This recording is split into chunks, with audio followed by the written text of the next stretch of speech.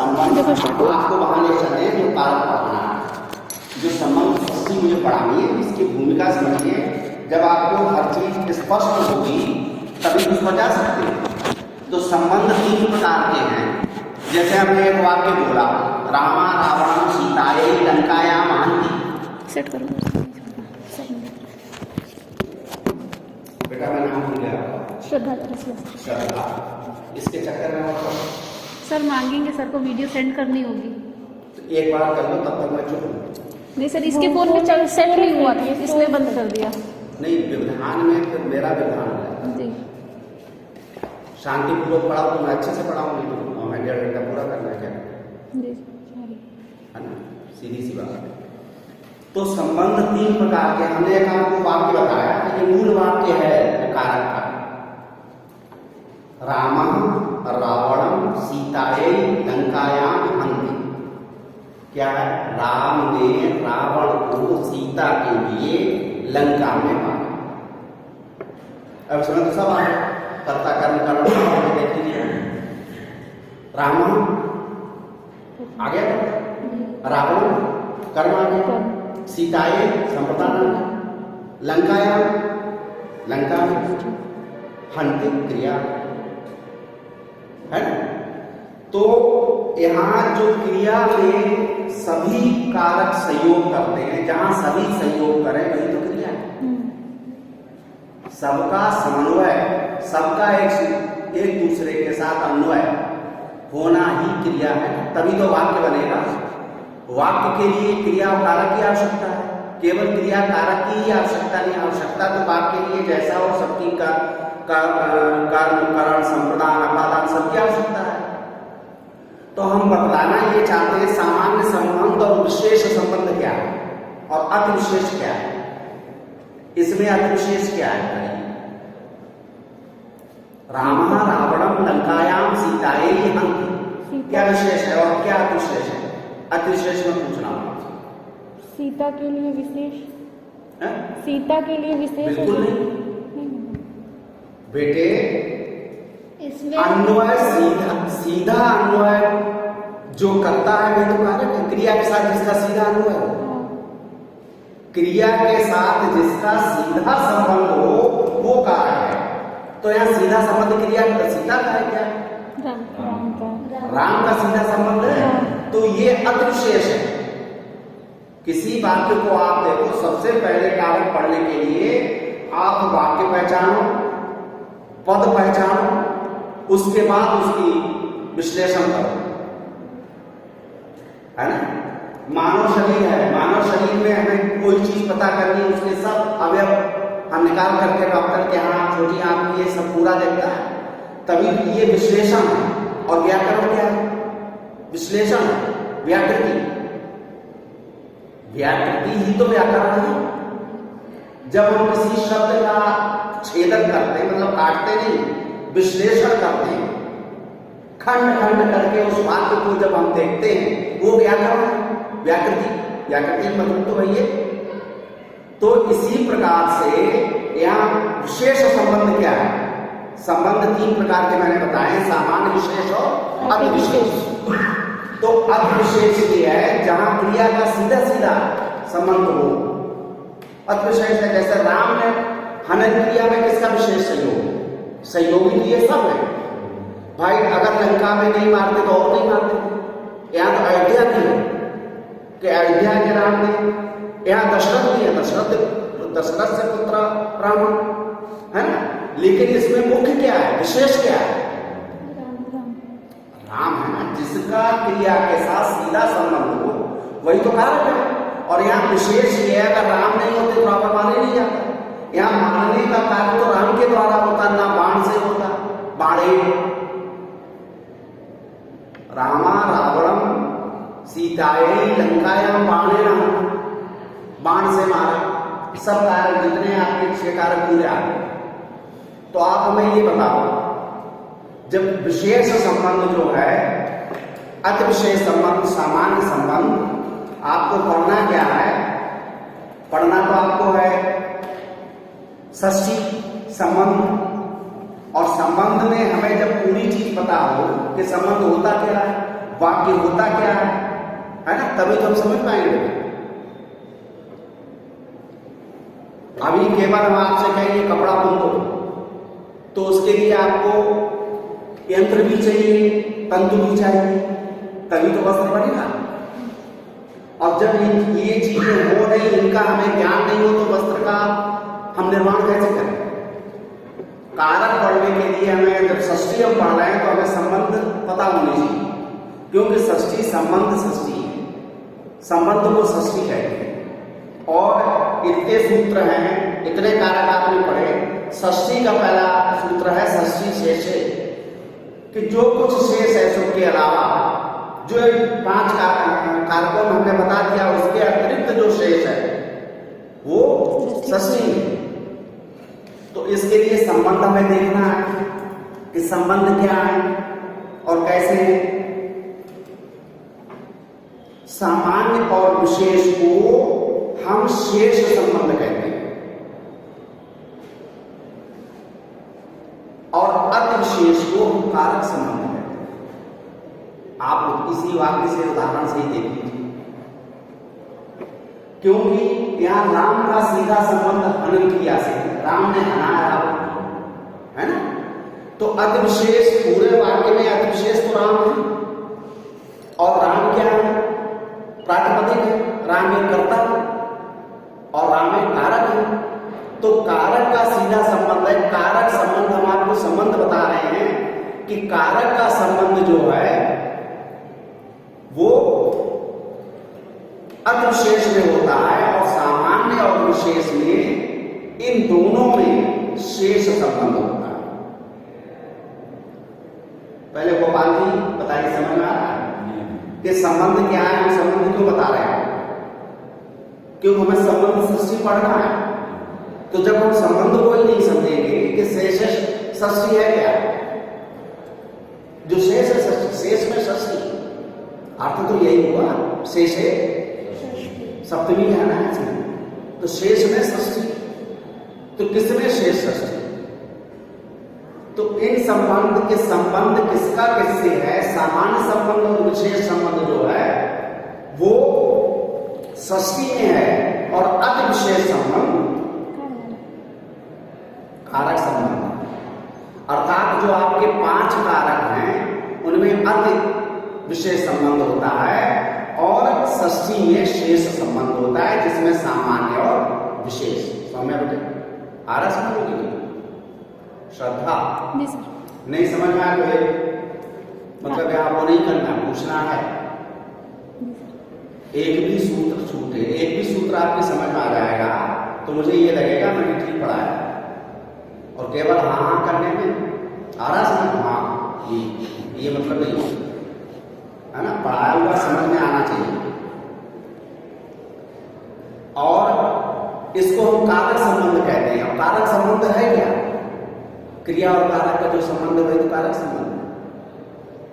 भाई हनन क्रिया का यहां संबंध किससे है तो सबसे, कि लंका में हनन हुआ है, सीता के लिए हनन हुआ है, बाण से हनन हुआ है ना?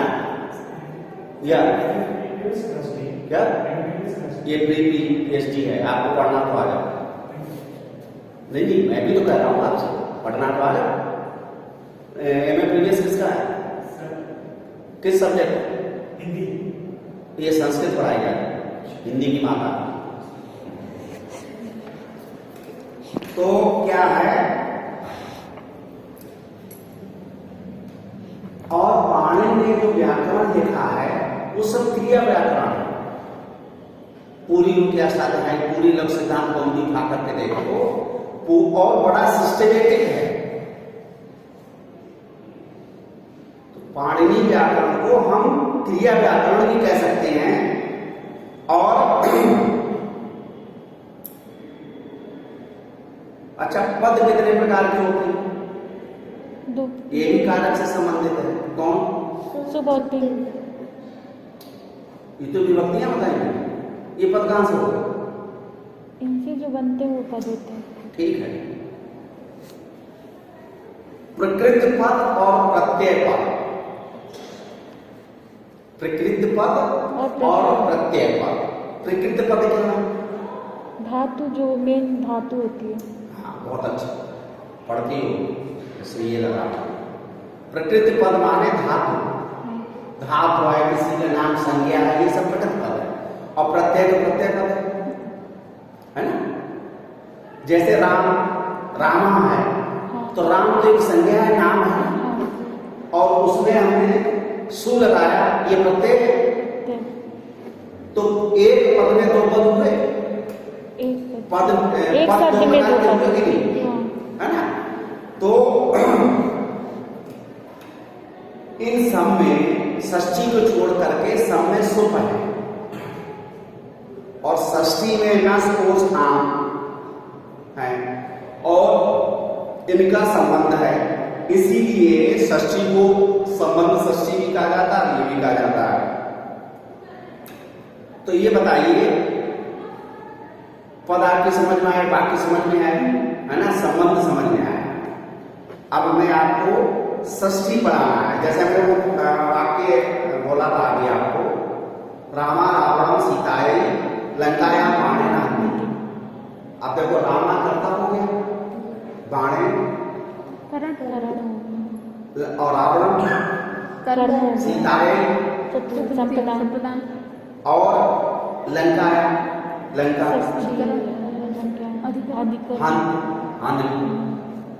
हना, हनन क्रिया की।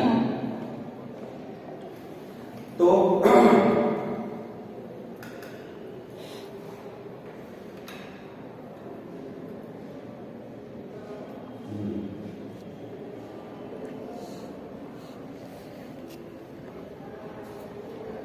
विभक्तियां 3 प्रकार की होती हैं, ये हमने आपको बताया, है ना। क्योंकि 3 विभक्ति तो धात में होती है और सुप कर्ता में होती है।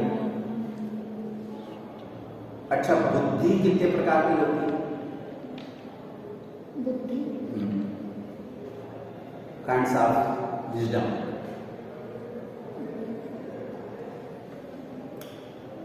चार प्रकार, ये भी कारक से संबंधित है।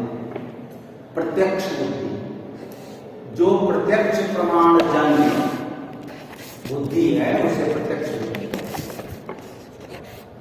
कौन सी?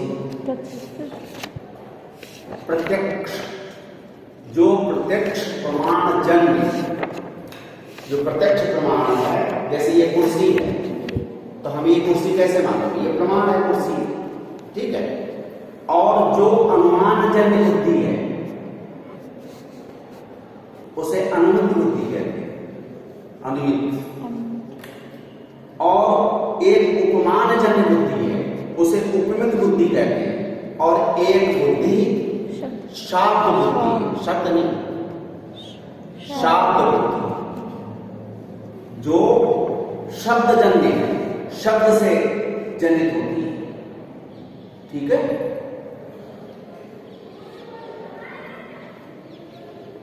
और शाब्द बुद्धि करती क्या है? वाक्य जनित बोध को ही तो हम शाब्द कहते हैं। जी, वाक्य जनित या जो बोध, वाक्य जनित बोध, जैसे पूर्ण चीज का ज्ञान है। राम कानपुर से दिल्ली गया, ये वाक्य जनित है ना, वाक्य द्वारा ये सब शब्द आए, और इनका बोध जो हो वो शब्द बुद्धि है। क्या हमें ये मालूम हो कानपुर क्या, गया क्या, राम क्या, ये सब चीजें हैं ना। तो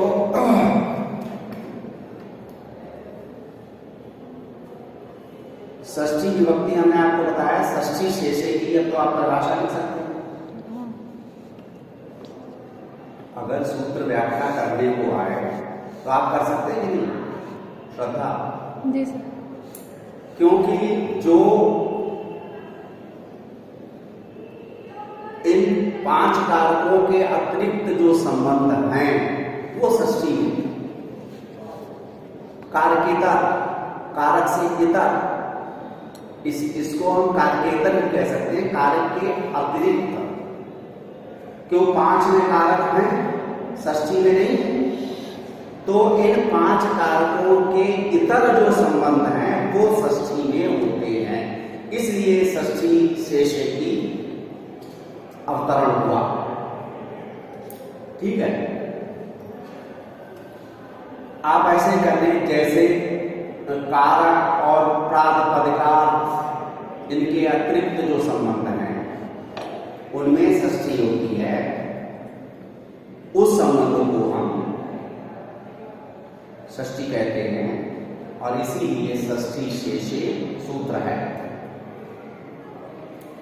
क्योंकि अष्टाध्यायी में एक वर्णन है कि प्रातिपदिका, कर्म, करण, संप्रदान, अपादान, अधिकरण संज्ञाओं को बताने के बाद उनकी विभक्तियों को बताकर के कर्ता, कर्म, करण, संप्रदान, अपादान इनकी सबकी विभक्तियां बताई है ना, कि कर्ता की क्या है, प्रथमा है, कर्म की द्वितीया है, कर्म की तृतीया है, संप्रदान की चतुर्थी, अपादान की पंचमी और अधिकरण की सप्तमी विभक्ति है।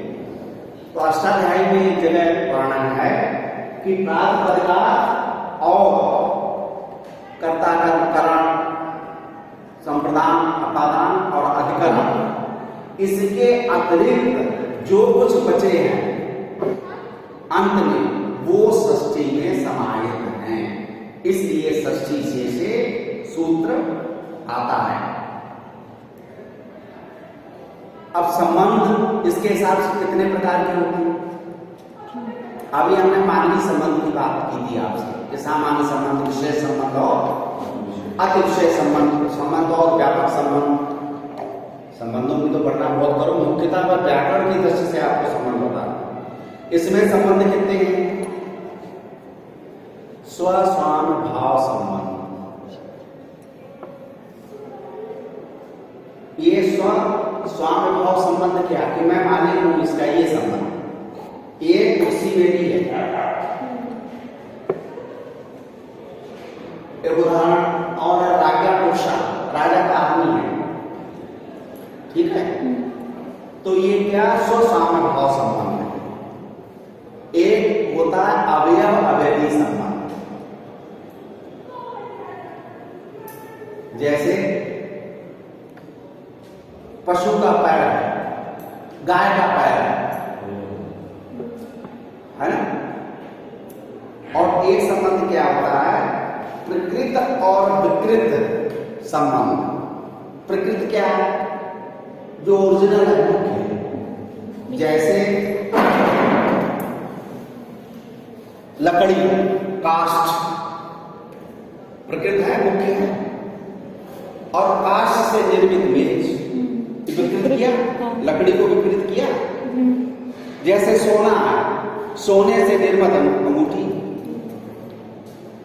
तो ये प्रकृति विकृत भाव संबंध, जिसमें प्रकृति के विकृत का भाव स्पष्ट हो, उसको हम प्रकृति विकृत संबंध कहते हैं। जिसमें स्वस्वाम भाव संबंध स्पष्ट होता हो कि हाँ ये मेरा है, ये इसका है, इस तरीके से हो, उसे हम स्वस्वाम भाव। और अवयव में भी और प्रकृति विकृति और स्वसाम। हाँ, अवयव में क्या, जैसे गाय का पैर है। हाँ, इस तरीके से तीन संबंध ये होते हैं। और एक संबंध क्या होता है, जन्य जनक भाव संबंध। ये क्या है, जन्य जनक भाव संबंध, जनक और जनने वाला संबंध, पिता पुत्र, माता पुत्र, कुछ भी हो सकता है। जन्य जनक भाव संबंध, जैसे दशरथ से पुत्र, दशरथ का पुत्र है, मम पुत्र मेरा पुत्र है, मम ग्रहण मेरा घर, मम कक्षम मेरा कक्ष, मम शीतम मेरा बैग, है ना। तो ये कितने संबंध हो गए, 4। और हमने उधर आपको 3 संबंधों के बारे में बताया था। तो षष्ठी में इन संबंधों की चर्चा होती है कि जैसे राज्ञा पुरुषा हो गया, है ना,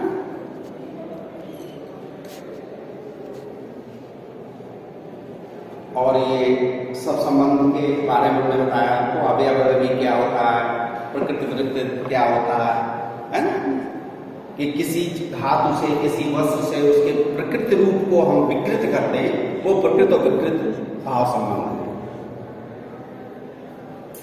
तंतु है, ये धागा है, धागे से हमने कपड़ा बना डाला, ये तो अवयव वही तो विकृत संबंध हो गया। ये मेरी उंगली है, ये अवयव अवयवी संबंध हो गया।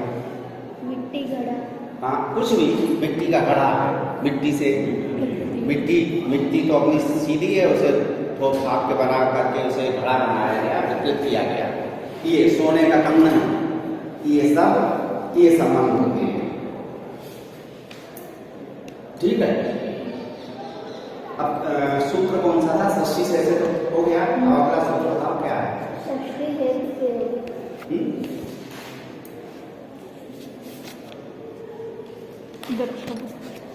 हाँ बोलो षष्ठी कर्मादीनामपि संबंध मात्र विवक्षायाम षष्ठेव। कर्मादीनाम, कर्म इत्यादि में, कर्म आदि में अगर संबंध मात्र की विवक्षा हो, संबंध कहने की इच्छा हो, विवक्षा माने समझते हो, कहने की इच्छा, कर्म इत्यादि में भी संबंध मात्र की विवक्षा हो तो षष्ठी विभक्ति होती है। कैसे बताओ सब? अच्छा कोई बात नहीं, किसी को मालूम है? जैसे सताम गतम,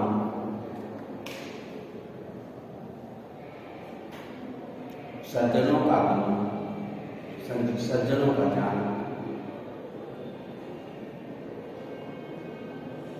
अगर हमें कर्मादीनामपि संबंध मात्र विवक्षायाम षष्ठेव, कि जहां कर्म इत्यादि में हमें संबंध कहने की इच्छा हो वहां पर षष्ठी ही होती है, षष्ठी ही होती है। ठीक है, कि साधक विश्लेषण बताना अभीष्ट न हो और उसमें मात्र संबंध बताना अभीष्ट हो तो वहां षष्ठी विभक्ति होती है, द्वितीय विभक्ति वहां पर नहीं होती है। यहाँ सतामतम, सज्जनों का जाना, गमन करना, इस वाक्य में सत शब्द से संबंध की विवक्षा तथा क्रिया कारक भाव की अभिवक्षा करने पर षष्ठी विभक्ति हुई। तो एक इसका ये सर्पशो जानीते, सर्पशो जानीते, घी के कारण निमित्त होता है। षष्ठी विभक्ति को अगर आपको पढ़ना है, बहुत अच्छी एक पुस्तक है, उमाशंकर जी की है, चौखंबा से प्रकाशित है। कारकेतर संबंध अनुशीलन। और अगर पुस्तक के नाम में मुझे कुछ भ्रम हो रहा है तो हमसे फोन से पूछ लेना, बता दें।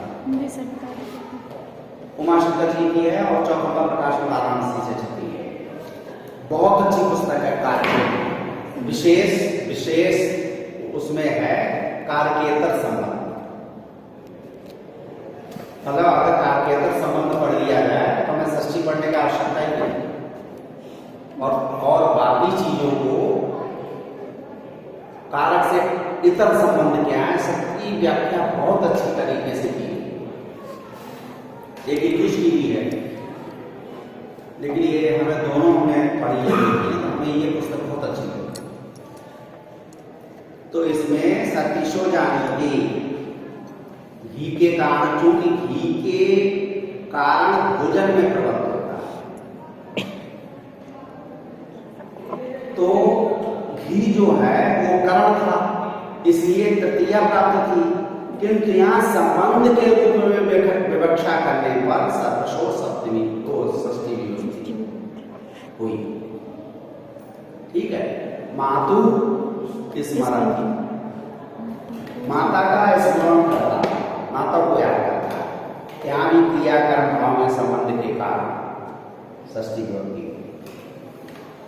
ये जो कर्मादीनाम संबंध में विवक्षायाम षष्ठेव जो है, ये मात्र किसके लिए है? विवेकाधीन है। अगर हम चाहें तो ऐसा करें, नहीं चाहें तो मातृ में स्मरण, कोई जरूरी नहीं मातृ स्मरण करें। ये विवेकाधीन है, आपके विवेक पर है। ये सूत्र जो है टोटल विवेकाधीन है कि आप चाहें तो इसमें षष्ठी करें, वो कहने की इच्छा हो तो षष्ठी करें, नहीं तो जो द्वितीया तृतीया जो भी इसमें आ रहा है उसे आए। तो इस सूत्र की सबसे बड़ी विशेषता यही है, सूत्र तमाम होते हैं लेकिन हम उनको कायदे से पढ़ते नहीं है और ये नहीं सोचते कि उनका अर्थ क्या है। बस ये है कि हाँ ये सूत्र में षष्ठी है, इससे मतलब नहीं। हमें उसका सांगोपांग विश्लेषण करना चाहिए कि यह है क्यों, गर्भ में क्यों है, जबकि षष्ठी संबंधों में है। तो उसमें सीधा पाणिनि ने लिखा है कि अगर कर्म में कहने की इच्छा हो, संबंध कहने की इच्छा अगर आपकी कर्म में है तो ये सूत्र है, ठीक है। अब अगला सूत्र बताओ।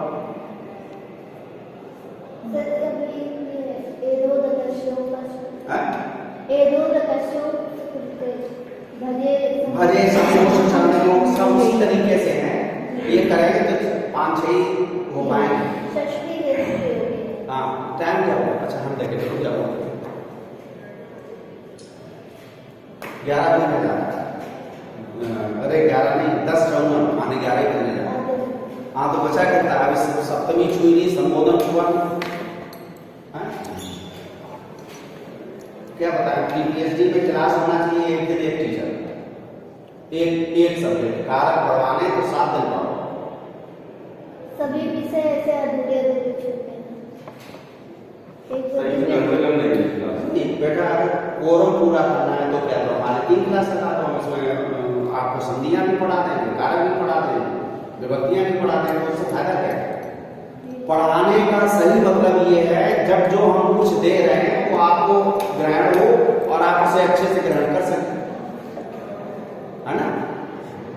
यही जो है कर्मादीनाम वाला सूत्र है, ये 1 घंटे का है। 1 घंटे में ब्लैक बोर्ड में मैं समझाऊं तो आपको एकदम अंतस्थ हो जाएगा।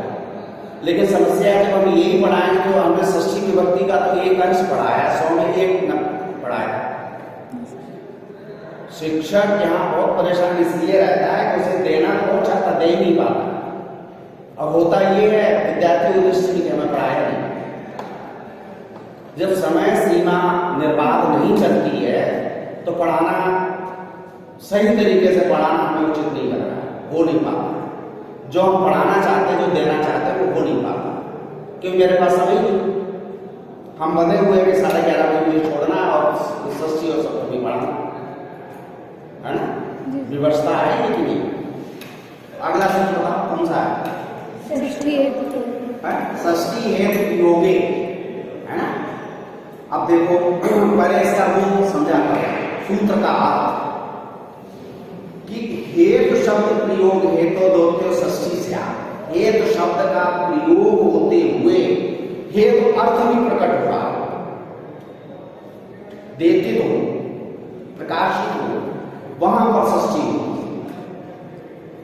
ये सूत्र किसका है? एक हेतु सूत्र है, तृतीया। तो उस सूत्र का ये अपवाद है कि उन्हें हेतु में भी, हेतु के प्रयोग में भी षष्ठी करनी है। हेतु अगर तृतीया बता रहा है तो क्या है कि जहां हेतु प्रकट हो रहा हो, शब्द भी अर्थ भी, ऐसे स्थान पर हमें षष्ठी करनी होती है, षष्ठी होनी चाहिए। क्या षष्ठी विभक्ति होती है? क्या अन्यस्य, अन्य के लिए, अन्यस्य हेतोर असर, वो अन्य के हेतु के लिए रहता है। यहाँ कारण स्पष्ट है कि क्यों रह रहा है ना। तुम पढ़ाई के लिए यहाँ बैठे हो, तो इसमें हेतु भी क्लियर है, कारण भी स्पष्ट है कि आप बैठे क्यों हैं, कि पढ़ाई के लिए बैठे, और एक प्रयोग भी यहाँ पढ़ना है, प्रयोग करना है। तो इसलिए पढ़ाई के लिए बैठे हैं, पढ़ाई के लिए नहीं लगा तो बसस्सी कैसे होगी, जो उसका अपवाद है ना। तभी पाणिनि ने यही बढ़िया किया कि जो जिन सूत्रों में उन्हें फिर लगा कि इसमें षष्ठी भी हो, तो उसमें एक नया सूत्र बना करके ग्रहण कर दिया कि ये अपवाद, चाहो तो कर लो, नहीं तो उत्तर दिया लगा। तो ये है, इसमें अन्य में षष्ठी का प्रयोग होकर के इसी सूत्र षष्ठी है प्रयोगे से अन्य से बना है ना। अब अगला क्या है, सर्वनाम तृतीया च। अब देखो क्या हेतुवाची सर्वनाम शब्द के साथ, हेतुवाची अगर कोई शब्द है और सर्वनाम के शब्द के प्रयोग में है और एक शब्द के प्रयोग में है, तो दोनों सर्वनाम शब्द तथा हेतु शब्द में तृतीया और षष्ठी दोनों विभक्तियां। अगर सर्वनाम के साथ हेतु शब्द का प्रयोग हुआ है तो ये सूत्र कहता है सर्वनाम तृतीया च, कि है तो यहाँ षष्ठी तृतीया च, यहाँ तृतीया भी है। अगर सर्वनाम के साथ हेतु शब्द का प्रयोग हुआ है तो यहाँ पर षष्ठी और तृतीया दोनों विभक्तियां होंगी। जैसे कस्य हेतु किसके लिए, और केतना हेतु, और है केन हेतुना पसंद, है ना। आप हेतु में देखो हेतुना दिया होगा। तो इस तरीके से यहाँ सर्वनाम वाची जो है किम शब्द है तथा उसमें सर्वनाम तृतीया सूत्र से तृतीया विभक्ति होने पर केन बन गया और षष्ठी होने पर वही कस्य बन गया, है ना। तो इस सूत्र की व्याख्या समझ में आई कि सर्वनाम तृतीया च, कि जहां सर्वनाम शब्द और हेतु शब्द साथ साथ आए, दोनों का उपयोग है, तो हमें तृतीया और षष्ठी दोनों विभक्तियां वहां पर होती हैं। और इसमें ये विकल्प है कि चाहे केन हेतुना के साथ चाहे बस चाहे जो करो, मतलब गलत नहीं होगा। ये है अगला पंचम निमित्त पर्याय प्रयोगे सर्वनाम प्राय दर्शन। ये दो वार्तिक है। निमित्त पर्याय प्रयोगे सर्वासाम प्राय दर्शनम। अब निमित्त क्या होता है, हेतु का तो निमित्त शब्द या उसके पर्याय, इन शब्दों का प्रयोग होने पर अगर हेतु प्रकट हो रहा है, हेतु शब्द भी है, तो हेतु द्योतिक शब्द तथा तत्समान अधिकरण इत्यादि उन दोनों शब्दों में प्राय सभी विभक्तियों का दर्शन हो जाता है। किम निमित्तम वसति, है ना, केन निमित्तेन वसति, कस्मै निमित्ताय वसति, कस्मात् निमित्ताय वसति, कस्य निमित्तस्य वसति, और कस्मिन् क्यों हुआ।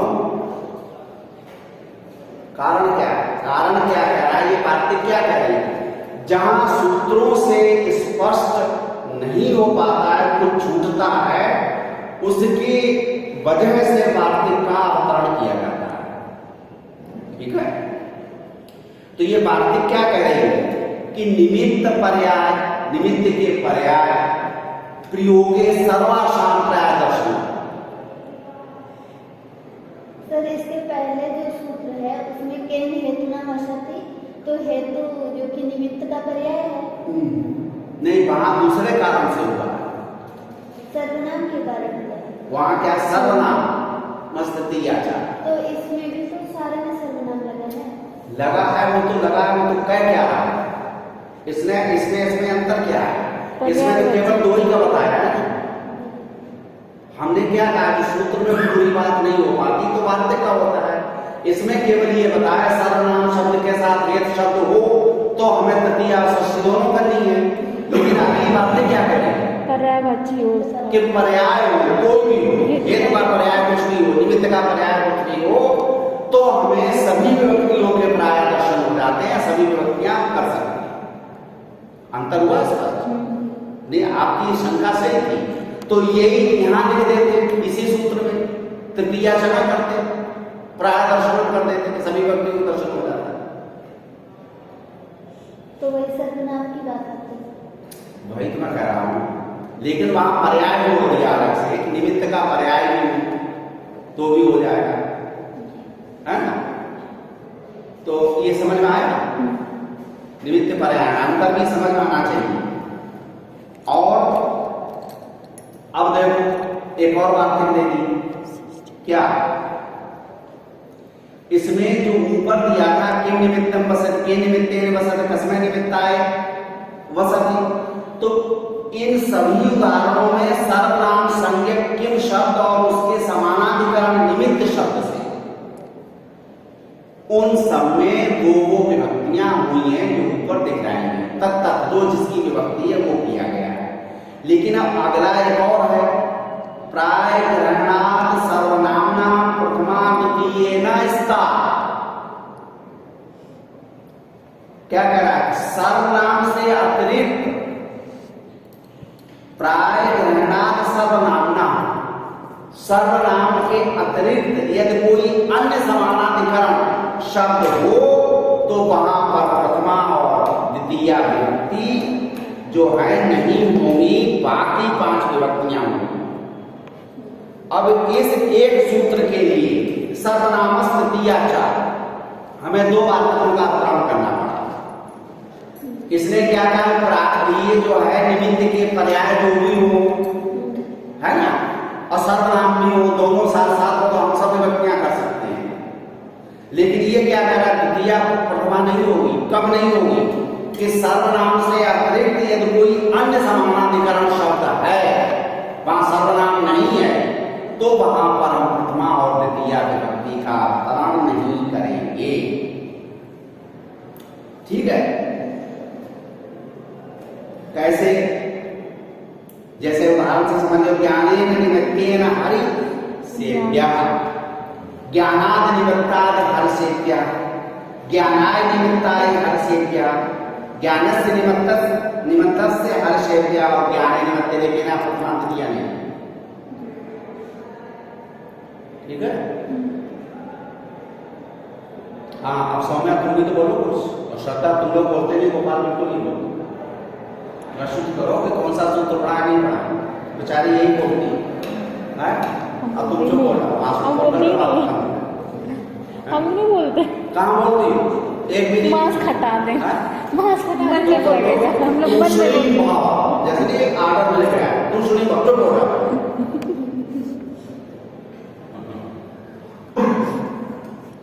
जब आपस में प्रश्नोत्तर होते हैं, वार्ता होती है, तभी हम सही गहन अर्थ तक पहुंच सकते हैं।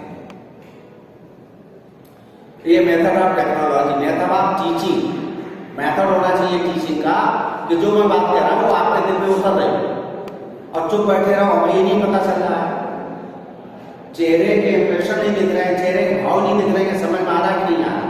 हमें आप पढ़ाए जा रहे हैं, वो आ रहा है, इससे कोई मतलब नहीं है कि हमने हंसा है भाई। बात ये हो, हाँ चल रहा, श्रद्धा को केवल एक चीज करनी है, ये जान के आपा है। नहीं सर बोलेंगे दिया नहीं। हम कहते नहीं जरूरी क्या है, हमें पेमेंट नहीं चाहिए, मत बनाओ।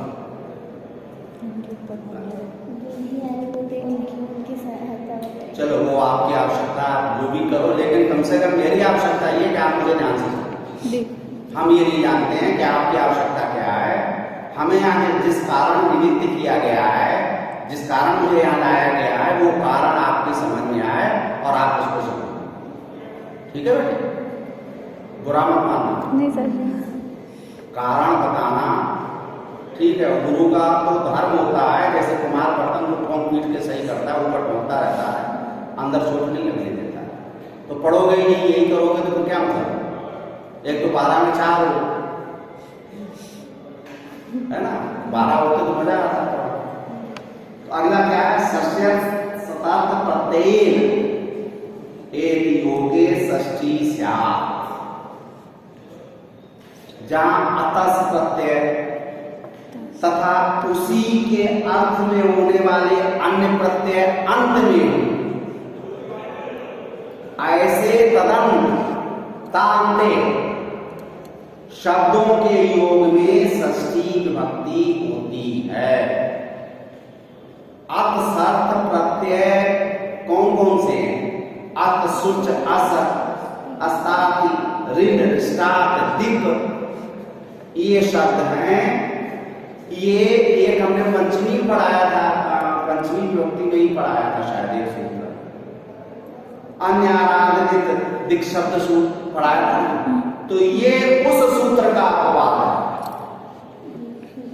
वहां पंचमी होती थी कि दिक शब्द हो, ये शब्द हो, आराध हो, पास हो, दूर हो, यही तो है सूत्र का अर्थ है कि दूरवाची और पासवाची और दिग्वाची जो शब्द हैं उनमें पंचमी होती है।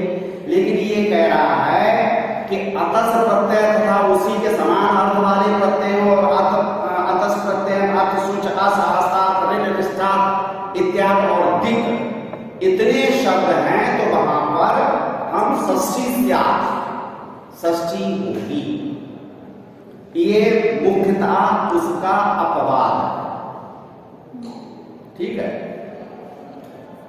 जैसे ग्रामस्य दक्षिणता, गांव से दक्षिण की।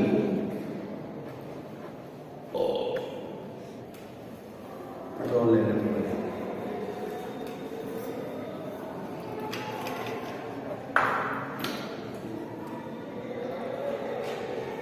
इसमें पूरा नहीं दिया क्या? नहीं है ना, कुछ एक्स्ट्रा एड पेपर के इससे दिए, इसमें कई सारे शब्द इसमें हाँ बोलो श्रद्धा। जी सर। सर ये बुक में जो हम लोग देख रहे हैं, जो आप पढ़ा रहे हैं, तो वो कई सारी चीज़ें इसमें मिलती नहीं है। जैसे आपने कई सारे शब्द बताए अतस के, तो इस बुक में सिर्फ 3-4 दिए हैं, वही सर। जी। बहुत गहरे कुएं में कोई चीज पड़ी है तो आप केवल हाथ डाल के नहीं निकाल पाओ, हाथ डाल के ऊपर उतरा रही है वो आ जाएंगे जी। आपको उसमें डुबकी लगानी पड़ेगी। इसके लिए षष्ठी के लिए कई हमने अभी पुस्तक बताई नहीं, तो हमसे फोन से आपने लिया था ना नंबर, आपस में अपना बांट लेना, हमसे पूछ लेना फोन से। उस पुस्तक का नाम हो सकता है इधर उधर हो गया, लेकिन उमा शंकर जी की है, ये पक्का है, और चौखंबा से ये पक्का है। और कारकेतर संबंध एक अनुशीलन है, जहां तक है पुस्तक रखी है, बता देंगे सर। इसमें सारे पूरे कारक नहीं, केवल षष्ठी। उसके लिए आप गोविंदाचार्य की पुस्तक पढ़ो, पूरे कारक के लिए। हाँ केवल कारक ही टॉपिक है उसमें। नहीं और भी है, एक संधियां भी हैं, स्त्री प्रत्यय भी हैं, कई चीजें कारक बहुत अच्छे से गोविंदाचार्य जी ने समझाया है।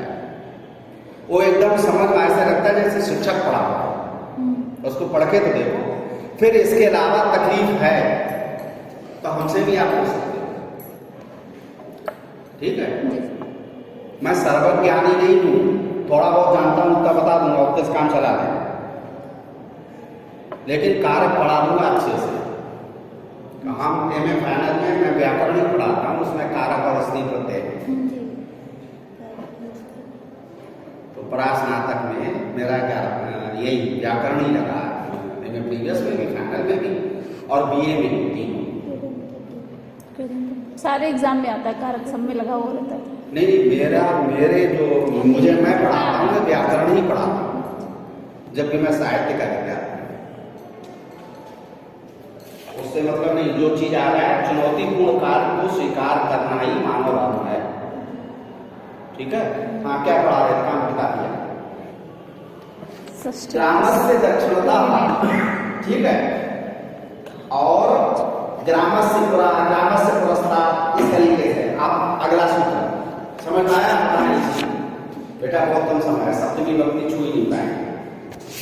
अरे बाप रे, सवा 11 सप्तमी करें हैं? समय बताओ हैं?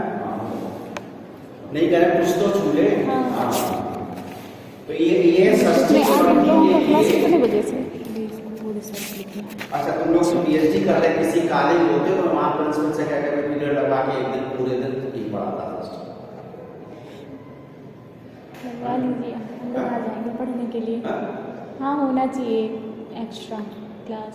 नहीं, इसके लिए 7-8 घंटे चाहिए। ये तो हम बहुत जल्दी पढ़ा रहे हैं, जो मैं पढ़ाना चाहता हूँ उसका 1% नहीं पढ़ा रहे।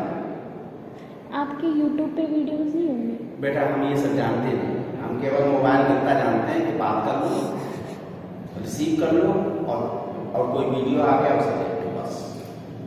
YouTube पे हमसे कई लोगों ने होना चाहिए, वैसे होना चाहिए। गूगल मीट है, जूम पे ऑनलाइन पढ़ाता हूँ। गूगल मीट हम ये जानते नहीं, इसमें अनभिज्ञ हूँ, अनाड़ी हूँ। हमसे कहा बहुत लोगों ने यूट्यूब पे कर लो, ये हम करने नहीं आता तो कर क्या? किसी से एक बार सेट करा लीजिए सर, उसके बाद हो जाएगा। अब बेटा तुम सीख सकते हो, अवस्था के साथ व्यवस्था होती है। कभी कभी बदली भी जा सकती है, कभी कभी बदली भी जा सकती है। हाँ, बदला ये दौर ऐसा है कि इसमें हमको अपने को बदलना है ना बेटे? बिल्कुल सही बात, डिस्ट्री किया है, इसमें हम बदलेंगे तो कर ही नहीं पाएंगे। चलो आप लोगों ने 2-3 लोगों ने कहा है भोपाल नहीं कहीं तो कहते मत बनाओ। तो भैया का व्याकरण ही है, भैया का व्याकरण ही है। अच्छा जी, हम लोग साहित्य के हैं, भैया व्याकरण से।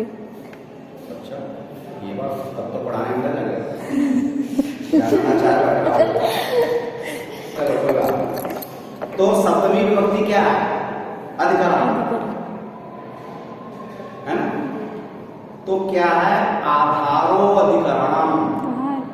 पहला सूत्र है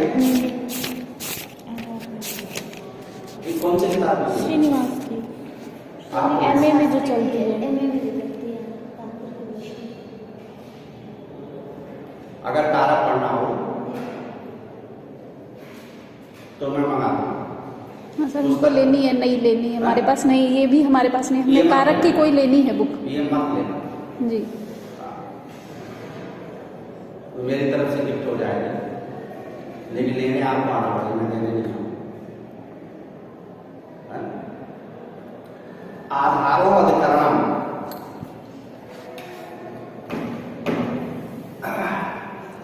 आधार कितने होते हैं? 3 हैं? कौन कौन से?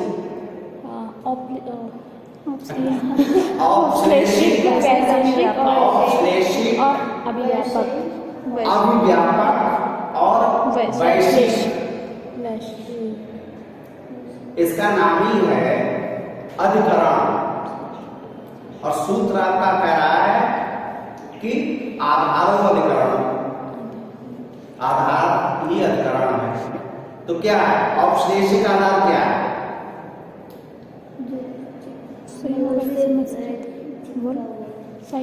उपश्लेष, ठक और इक, इनसे मिलकर के उपश्लेष माने होता है विशेष लगाव, जिससे हमारा ज्यादा लगाव, अत्यधिक लगाव है, वो औपश्लेषिक आधार कहते हैं उसे, जिससे हमारा घनिष्ठ संबंध है। ऐसे संयोग को औपश्लेषिक आधार कहते हैं।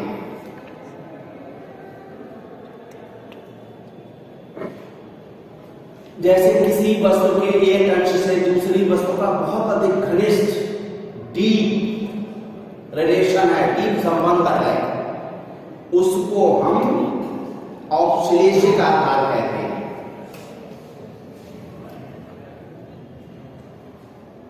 जैसे मान लो मैंने कहा कि मेज पर मोबाइल है, तो ये पूरी मेज पे तो है नहीं, मेज कितनी बड़ी है और मोबाइल इतना छोटा है। तो क्या होगा कि किसी वस्तु के एक अंश से, किसी वस्तु के अंश से, एक अंश से यही मतलब नहीं, किसी वस्तु के अंश से दूसरी वस्तु का लगाव तो वहां पर औपश्लेषिक आधार मानते हैं। जैसे मान लो हमने कहा कि गोपाला कटियास, गोपाल चटाई पर बैठा है, तो पूरी चटाई बहुत बड़ी है, गोपाल तो छोटा है बच्चा, तो कैसे पूरी पा जाएगा? तो किसी चटाई का एक अंश से किसी दूसरी वस्तु का लगाव है, तो इसको हम औपश्लेषिक आधार कहेंगे। अभिव्यापक आधार क्या है? जो निश्चित हो, निश्चय, जहां कोई संभावना ना हो इधर उधर, जो निश्चित हो उसमें अभिव्यापक आधार होता है। जैसे क्या है? सरसों है, सरसों के दानों में तेल है, तो किसी एक अंश में तेल नहीं है, संपूर्ण तिलेश तैलम, तिलों में तेल है, किसी एक तेल में तेल नहीं, किसी एक तेल के किसी एक अंश में तेल नहीं है, अपितु संपूर्ण तिल में तेल है। तो इसको हम अभिव्यापक, जो फैला हुआ औपश्लेषिक, जिसका किसी एक अंश से संबंध हो, और अभिव्यापक पूरा पूरा निश्चित हो। ठीक है बेटा? अधिकरण के लिए आधार आवश्यक है। जब आपको आधार ही नहीं पता होगा तो अधिकरण करोगे क्या? और एक है वैश्विक आधार। जब विषय से संबंधित, विषयता संबंध से जब किसी को आधार माना जाता है, तब वह वैश्विक आधार होता है। जैसे हमारी इच्छा है कि हम मोक्ष प्राप्त करें, तो विषय क्या है? मोक्ष है ना? मोक्षे इच्छा सब अस्ति, मोक्ष की इच्छा, तो ये क्या? वैश्विक आधार है। ठीक है? जैसे गोपाल व्याकरणाचार्य, इनकी व्याकरण में रुचि, इनकी व्याकरण में रुचि, इनकी इच्छा है, मेरी थोड़ी। तो जहां विषय से संबंधित संबंध हो, आधार हो, उसे हम वैश्विक आधार कहते हैं। और जहां किसी एक अंश से किसी दूसरी वस्तु का संबंध हो, आधार हो, उसे हम औपश्लेषिक कहते हैं। और जहां निश्चित रूप से पूरे में हो, वहां कोई इटपट नहीं हो, किंतु परंतु ना हो, उसको हम अभिव्यापक, व्यापक माने फैला हुआ, विशाल, इसमें कहते हैं। जैसे सब इसमें आत्मा अस्ति, अब ये कौन सा है? अभिव्यापक। क्यों? कि आत्मा को समझे, कोई भी प्राणी की आत्मा तो है, तो इसको हम अभिव्यापक आधार कहते हैं।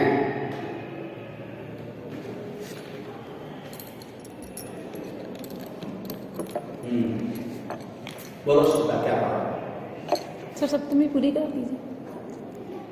पूरी कभी कुछ जितना हो सकता सर उतना। अरे हमें आपसे बुलवाना था, इसलिए पढ़ाना तो मुझे, हमें बात मुझे क्या पढ़ा? चुपचाप बैठे हो।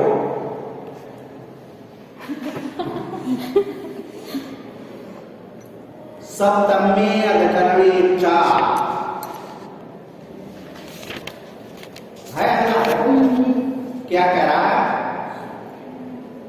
ये क्या कह रहा है? सप्तमी अधिकरणी इच्छा, एक चीज और लगा दिया। और किसमें? और अधिकरण में सप्तमी विभक्ति होती है तो निश्चित है ना? तथा च शब्द से दूर और समीप वाचक में भी सप्तमी विभक्ति हो। निकटवर्ती और दूरवर्ती। कैसे? जैसे हम उससे बताएं आपको संबंधों से कि गोपाला कटिया, गोपाल चटाई पर बैठा है, यहां चटाई से संयोग है ना? और उसका संयोग संबंध है, और इसलिए वहां पर संयोग है। चटाई और गोपाल का संयोग है, तो है, मतलब परमानेंट तो नहीं कि हम ऐसे ही चटाई बैठे रहे, संयोग है, इसलिए संयोग को ही, ऐसे संयोग को हम औश्लेषिक कहते हैं। इसके अलावा होता सर्वस्वन आत्मा अस्ति, सभी में आत्मा है, ये तो निश्चित है ना। इसलिए यहां पर क्योंकि आत्मा सभी में है, व्यापकता है आत्मा, है ना। तो जहां व्यापक हो उसे हम अव्यापक आत्मा कहते हैं। और जैसे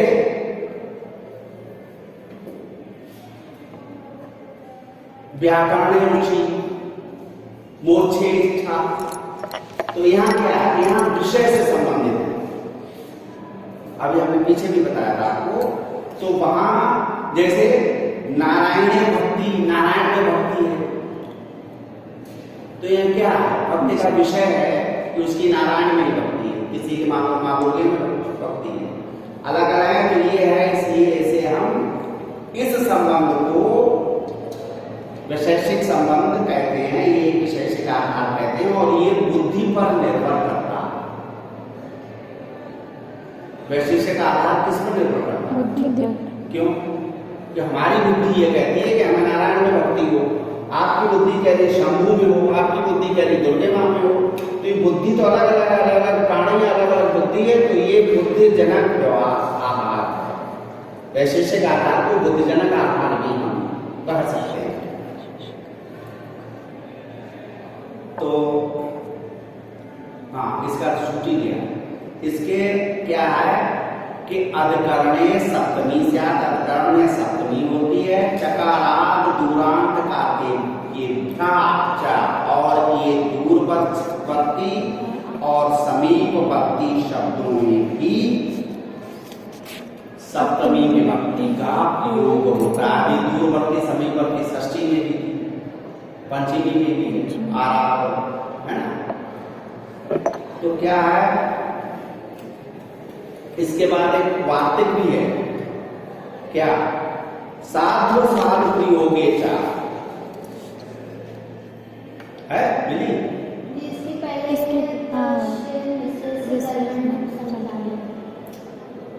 हाँ, एक ये भी है, साधु साधु प्रयोगे चा, साधु तथा असाधु,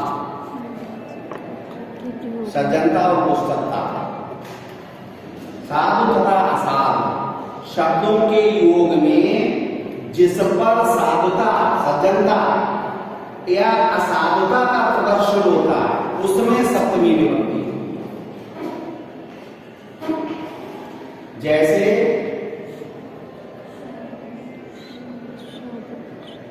क्या है, कृष्णो मातरि साधु,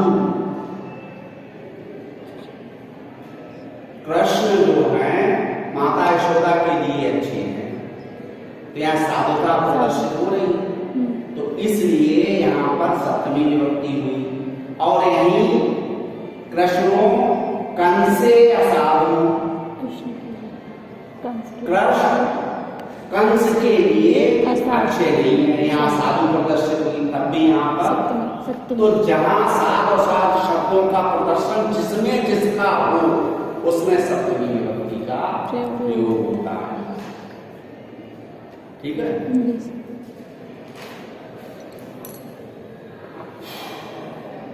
कृष्ण में उदाहरण, कृष्ण में नहीं, मातृ, तो इसमें लिखा असाधु मातुले, मातुले में कंसे में कहा हो, कृष्ण कंसे, मामा, हाँ मातरी, हाँ मातरी तो सप्तमी का है। फिर मातरी कंसे या मातुले या कोई भी, किसी का भी कोई भी संज्ञा हो, तो अब क्या है, इतस्य निर्धारणम,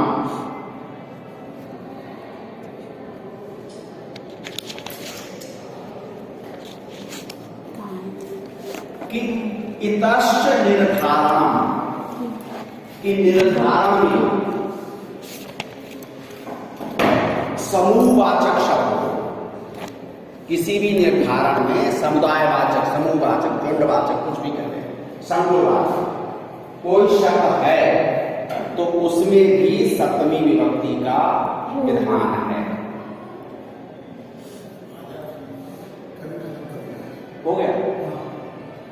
सिन्हा साहब एक रिक्वेस्ट किया, एक विभक्ति पढ़ाने के लिए मुझे 5-6 घंटे चाहिए और तो कोई नहीं पाता क्या? समय सीमा अपनी यूनिवर्सिटी में चले गए। नहीं, इससे मतलब बिल्कुल